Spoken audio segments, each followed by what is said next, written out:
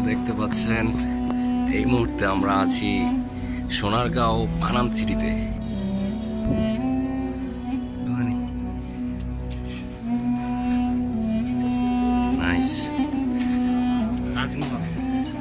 কত দাপটি মানুষ ছিল, ক্ষমতাবান মানুষ ছিল, ওরা কেউ নাই আজ, সবাই কবরে শুইত আছে।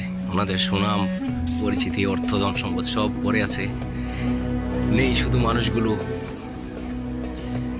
এভাবে একদিন আমরা সবাই চলে যেতে হবে নিজেদের জায়গা সম্পদ তথ্যবিত্ত সবকিছু রেখে, যেখানে কিনা শত শত রাজপ্রাসাদ, অনেক বছর পুরনো যে রাজপ্রাসাদ দেখতে পাচ্ছেন, মানুষ অনেক দূর দূরান্ত থেকে আসে ঘোরার জন্য। যে এখানে একটা পুকুর আছে অনেক পুরাতন,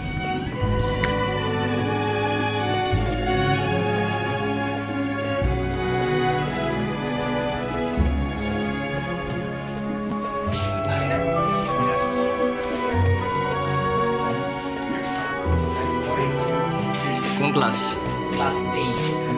আচ্ছা, অনেক ছেলেমেয়ে, অনেক কলেজের স্কুলের ছেলেমেয়েরা এখানে আসছে ঘোরার জন্য। ভার্সিটি থেকেও আসছে হয়তো বা, বাংলাদেশের অনেক দূর থেকে এখানে মানুষ আসে ঘোরার জন্য।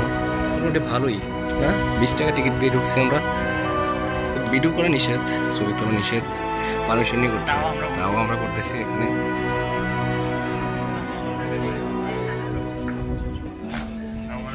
এই হচ্ছে পানাম সিটি, আর এই যে পানাম সিটির দর্শনার্থী।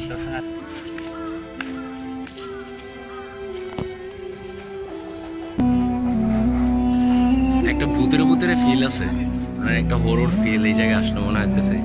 খুবই অন্ধকার, অনেক পুরাতন গাছ, বিশাল বড় বড়।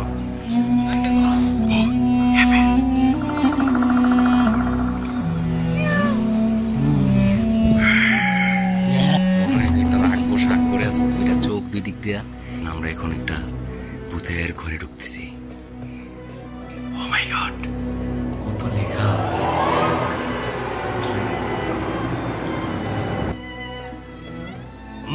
দুর্গন্ধ। আসলে এখানে যাওয়া উচিত না, রেস্ট্রিক্টেড এরিয়া।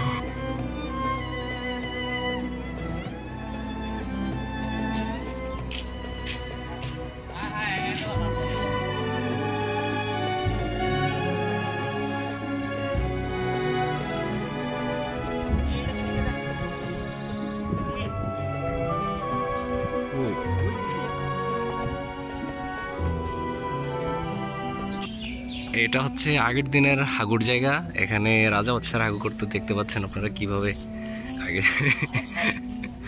এই যে দেখুন, রাজা বাদশারা এইভাবে হাগু করতো। ও মা গো, এটা দিয়ে খালো দেখি তো ডাইরেক্ট।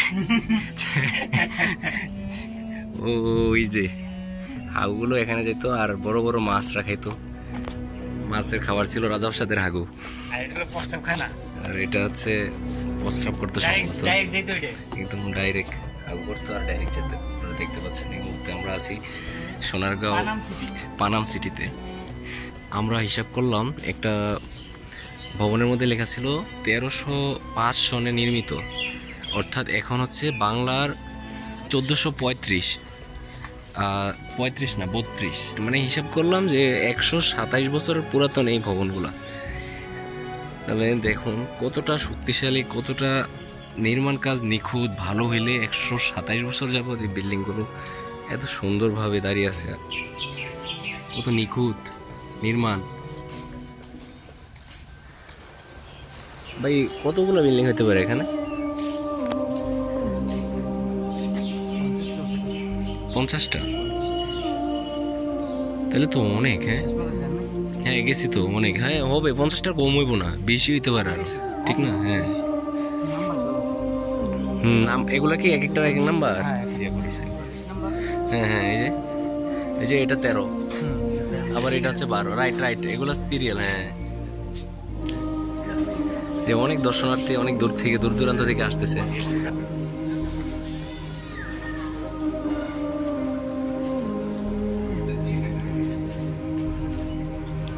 রাস্তার দুই পাশে বিল্ডিং। রাজা বাদশারা কত আরাম আয়েশ, কত বিলাসিতা করে গেছে। হ্যাঁ, আগে দিয়ে ঈদের পরে যে এক সপ্তাহ পর্যন্ত যে মানুষ মানে আমরা আড়াগুড়ি করে দেবো। ও আচ্ছা আচ্ছা।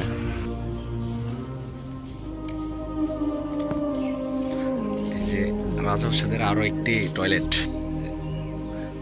ওনারা টয়লেট করতো আর হচ্ছে সরাসরি পুকুরে গিয়ে করতো।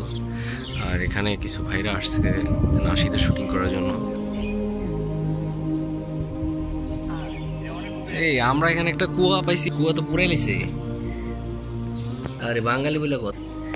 এই যে এখান থেকে খাবারের বিশুদ্ধ পানি উত্তোলন করা হচ্ছে। বিশাল বড় এখানে কি কুমির।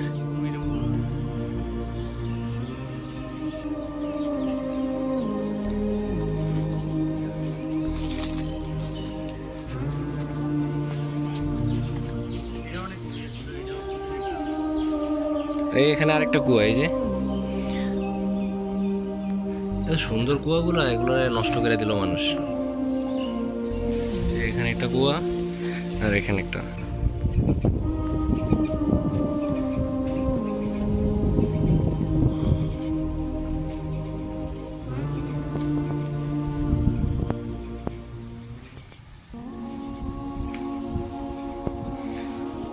এই যে এখানে একটা সিঁড়ির এটা ব্লক করে দিছে, মানুষ উপরে উঠে কোনো ঝুঁকি না পড়ে, দুর্ঘটনা যেন না ঘটে।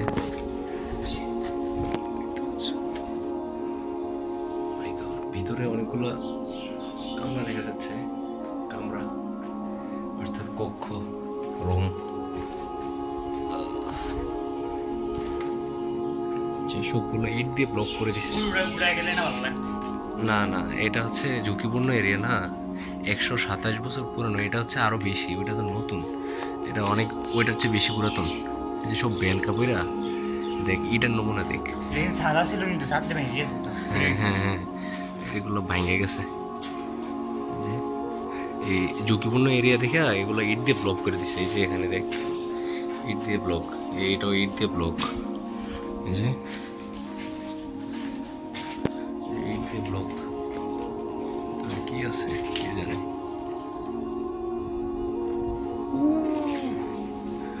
এই যে এখানে টিন দিয়ে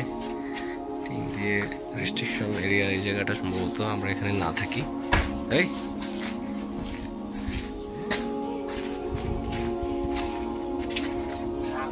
খালের মতো অনেকটা করে দিচ্ছে পানি যাওয়ার জন্য আর কি। যাক, আমরা এখন চলে যাচ্ছি। আমরা প্রায় শেষ পর্যায়ে। এই যে একটা ভবন, এটা সম্ভবত লেটেস্ট আর কি, সবগুলোর থেকে এটা হয়তো লাস্টে বা শেষের দিকে করা হয়েছিল। এটা এখনো নতুন রয়ে গেছে, অবশ্যই এটা রং করা হয়েছে। এই যে এই ভবনটা,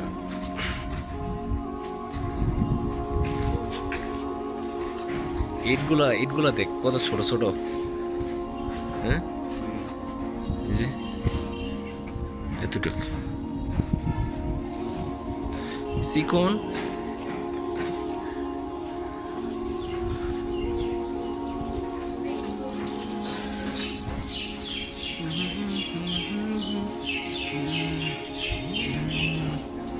একজন ফরেনার আসছে।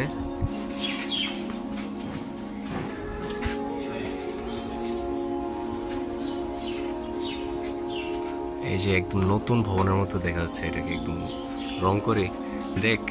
ইদানিং আইসা রং করাতে এত সুন্দর লাগতেছে এটা, আর যখন এই ভবনগুলো নতুন ছিল সবগুলা, তখন কতটা সুন্দর ছিল। অস্থির অস্থির। সাইনবোর্ড দেওয়া আছে একটা, কি যেন চাইনিজ হবে সম্ভবত, চাইনিজ অথবা কোরিয়ান।